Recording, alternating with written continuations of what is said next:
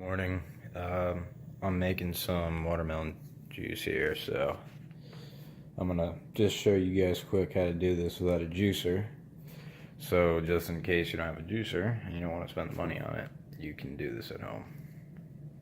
So step one is get the stuff out of your watermelon, chop it up and put it in a bowl, okay? Then what you're gonna do, take a blender. NutriBullets suck for this, okay, because they're really small, but you're just going to put that in the blender and you're going to blend it out, okay? So that's step number 2.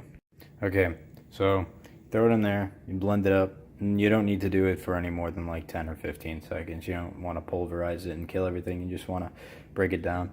And then you're going to take a nut milk bag like so, and you're simply going to pour that through the nut milk bag into some type of big container. And then you're done. You have your watermelon juice. So I can't really do this on camera with one hand, so I'll show you what it looks like after. So I poured it in the nut milk bag, and then all you really do from here, you just squeeze. The juice all goes through, and you have your fresh watermelon juice, or whatever fruit you choose to do. Morning pineapple does not work very well, just the way the fibers are. Some other fruits don't work as well either, but watermelon works pretty easy. Apples are kind of a pain in the ass, but you kind of just have to experiment and see which ones are good and not. But yeah, that's it. Hope you learned something. What's going on? Now I'm heading down to my dad's house, gonna say hi to them for a few hours. Just wanted to show you guys quick. This is the finished product, right? So after you squeeze out the juice into the big container, just throw it in some glass jars and put a little bit of lemon in there, and it'll last you, for the day. I wouldn't leave it in overnight. Some people say, depending on the type of juicer you use and if you put a good amount of lemon in there, that it'll last a few days, but I want it as fresh. I want it relatively fresh. So especially if I'm gonna make it myself, like if I'm gonna buy, like if you're not worried about it being super fresh, just go buy it. But if I'm making it, I want it fresh. So yeah, pretty easy. It takes a little bit longer to juice than an actual juicer, but the cleanup's easier and it's a lot cheaper than getting a great juicer. So if you don't have the money for a juicer or something like that, or you don't want to spend the money on a juicer right now, but you kind of want to try out juicing, that's a pretty inexpensive way to go about it. So that's that. And something else I wanted to touch on yesterday that I didn't get a chance to, so I'm going to do it now, is exercising on a juice fast. So should you exercise? Should you not exercise? And it really comes down to how you feel, if you should exercise or not. But the way I look at it, you should never do any sort of overly intense exercise on a juice fast. You have to, if you're worried about, oh no, my lifts aren't going to be as good, or I'm going to lose a little bit of muscle mass, then you're kind of missing the point of the juice fast. This isn't a, oh, I'm gonna just do this juice fast and I'm still gonna build a crap load of muscle. It's about letting your body clean itself out, and in a lot of cases even break itself down a little bit, so then it could build itself back up with healthy tissue and with vibrant cells. And you have to be willing to let go a little bit. If you're worried, oh, my squat or my deadlift is going to go down a little bit, then you're going into the juice fast with the wrong mindset. You have to look at this as a therapy. You have to come to grips with the fact that we live in a sick world, and we've been doing stupid things to our body since the day we were born. And our parents did stupid things to their body, and their parents did stupid things to their body. And for tens of thousands of years now, we've been putting foods in our body and living lifestyles that have kind of messed us up.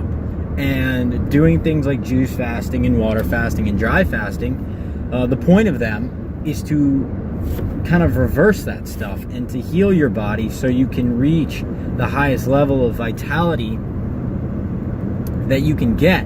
And if you're not willing to take a month off of heavy lifting so you can come back feeling 10 times better, then you really need to kind of reconsider your priorities a little bit, because at the end of the day, you know, you can always gain your strength back, or you can always gain your endurance back.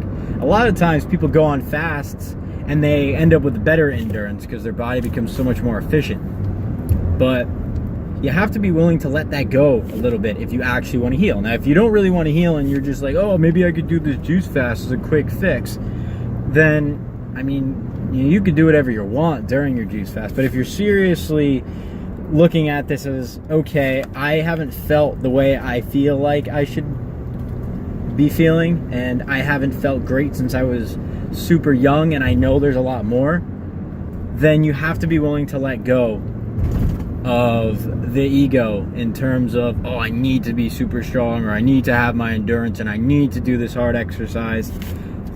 You have to let that go. And, you know, it's one thing to go for a light walk when you feel good, go for a light jog if you feel good, maybe do some light resistance work if you're feeling good, bang out some push-ups and pull-ups, you know, not to failure or anything like that, just to get some extra blood flow going, get some extra lymph flow going. But if you feel like crap, or you're in the middle of a, you know, little healing crisis, or you're detoxing and you really just don't feel like going to the gym, there's no reason why you should be forcing yourself to go to the gym or to go exercise. There's a reason you're feeling the way you do, and let your body do its thing. And then when you have energy, go move around a little bit, you know, go move around, get your blood flow going. And when you don't feel great and you want to rest, or your body feels like it doesn't want to do anything and it wants to rest, then rest.